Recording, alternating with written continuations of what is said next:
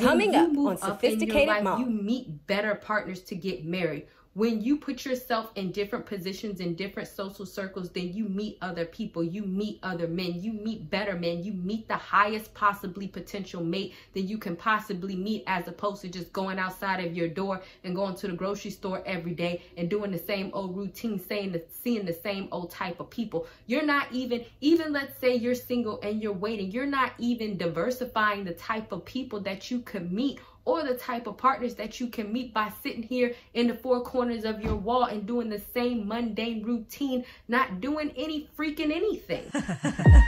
Dedication, preservation, take a look inside your salvation. Do every good work, it takes patience, like a butterfly, transformation. What's up guys, Sophia here, back with another video. And if you are new to my channel, don't forget to subscribe and hit the notification bell to become a part of Sophistication Nation. Also, don't forget to check the description box because I always put a lot of stuff in there, including my Patreon, where I talk about all things leveling up, and including my book for Christian single women that you can also buy in the description box. Well, not buy in the description box, but I'll put the link in there. All right, so today's video, what we are going to talk about is the art of actively waiting.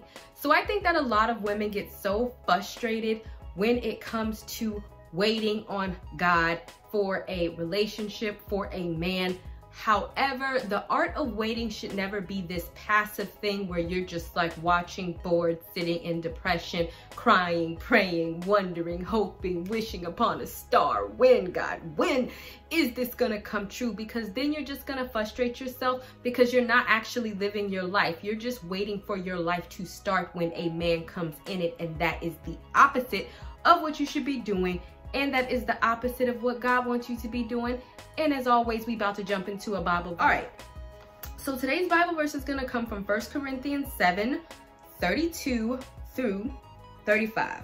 Scratch that. I wanna start from 31.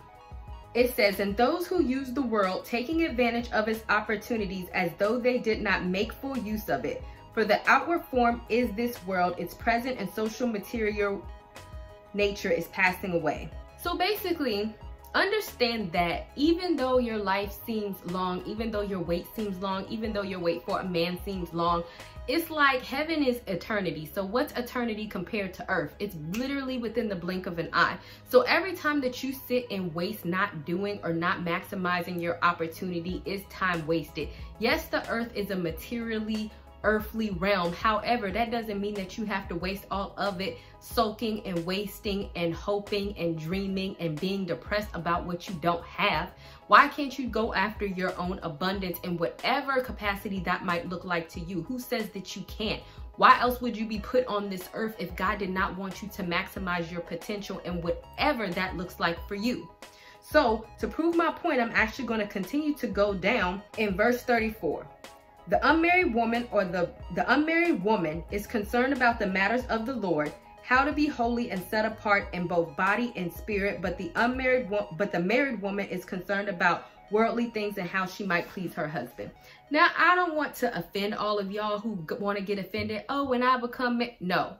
You have to understand that whenever you become married, you are literally joining yourself to another human being, and every action that you do in your life becomes about that human being. That's just the art of relationships and being with somebody else. That's just what it is.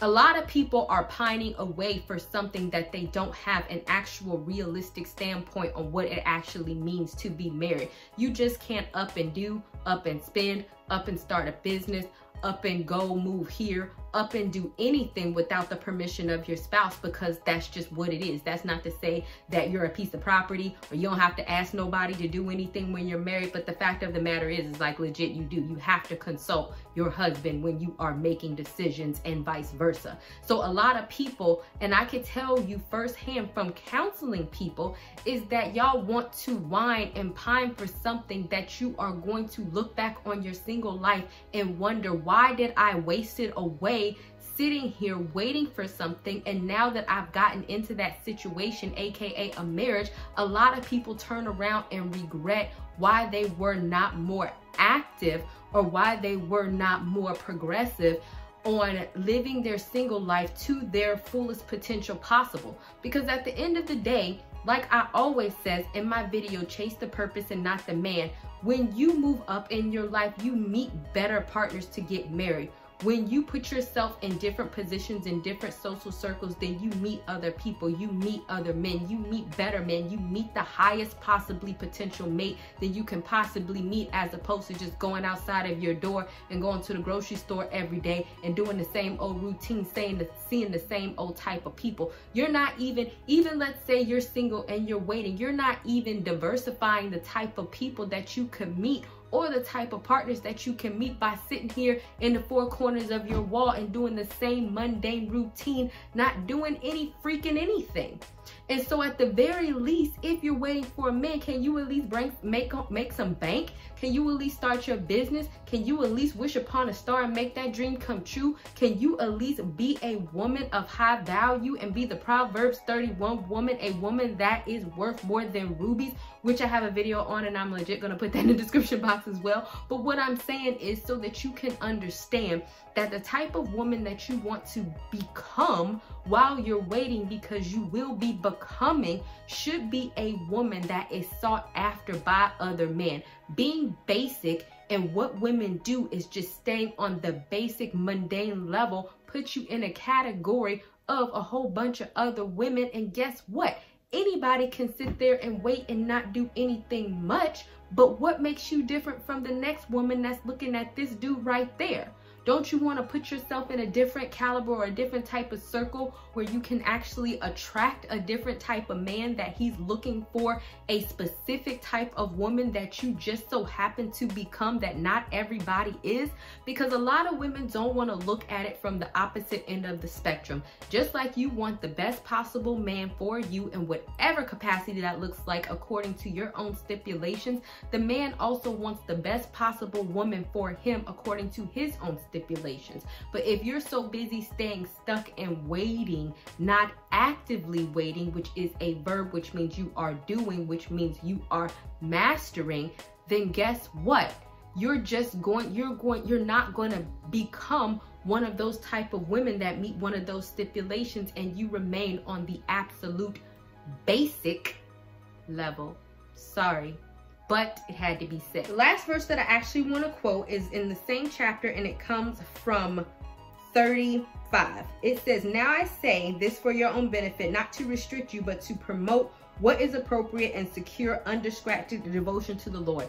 I think that so many single women tend to get upset about this, because you think that when God says just like dedicate yourself to God, you feel that this is a situation where he wants you to go to church all day and pray all day and sit up there and be some type of nun and just be in the church walls all day and not do anything. But that's not really actively waiting. In my opinion, that's just not doing anything, because the church is where Christian people already are. You're not really touching anybody with your own set of unique gifts and abilities, going where people already know you.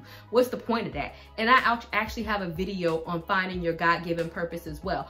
I think people definitely get it twisted in thinking that a God-given purpose can be used in the church, when that's simply not true. You can have a God-given purpose to start a business, to sing, to write songs, to make fashion, to make modest clothing for Christian women.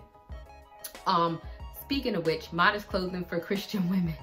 Y'all gonna be like, Sophia, stop putting stuff in the description box. But I just created a capsule wardrobe for Christian women, because I know y'all want to be styling and profiling and still honor the Lord. But it is a year-long capsule wardrobe. Shameless plug, get it here. Anyway, but it could be a whole, but my point is, even in me mentioning all of these little things, is that you have to understand that these are the things that make up me, my purpose, in order to share to you. And I don't necessarily do them in the four corners of my community, in the four corners of my church. Even if you do, that is completely fine. But never think that dedication to yourself to the Lord has to be something that is secluded or boring, because whatever your unique and set of talents and gifts are, and only you can reflect on what that is, God wants you to go out into the world and share those things and be about your life and be about your business and doing those things. Because whenever you think of any anybody in the Bible that Jesus actually touched or God actually ordained. Everybody was actually doing something. Moses went to the wilderness and then he went back to Egypt and then he set out into the wilderness again to go towards the promised land. And then Jesus went everywhere to spread the gospel. And then after Jesus's crucifixion, all the disciples went everywhere, including to the Gentiles, to spread Christianity. That is how things get accomplished. Not just sitting here and being like, oh, I can sing and I sing in my church choir and this is good enough for me. Not when you have aspirations to do something bigger. So never be fearful or afraid to reach those aspirations, because that is exactly the devotion that God is wanting you to use, because he put those gifts in you for you to use. And that is the devotion that he is talking about when he is telling you to be single. So when we talk about actively waiting, or when people get mad, oh, I don't want to wait for a man, or I'm tired of waiting.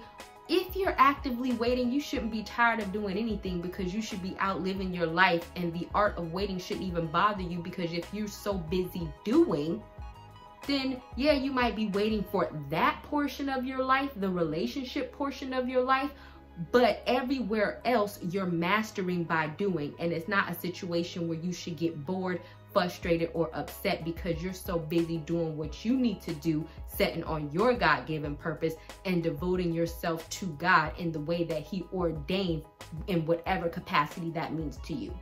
Does that make sense? I hope it does. All right, guys, thank you guys so much for watching. Once again, check the description box. I have put a lot of stuff in there, I'm sure, as you know, as I mentioned it in this video. And I will see you guys another day, another time. Bye, y'all.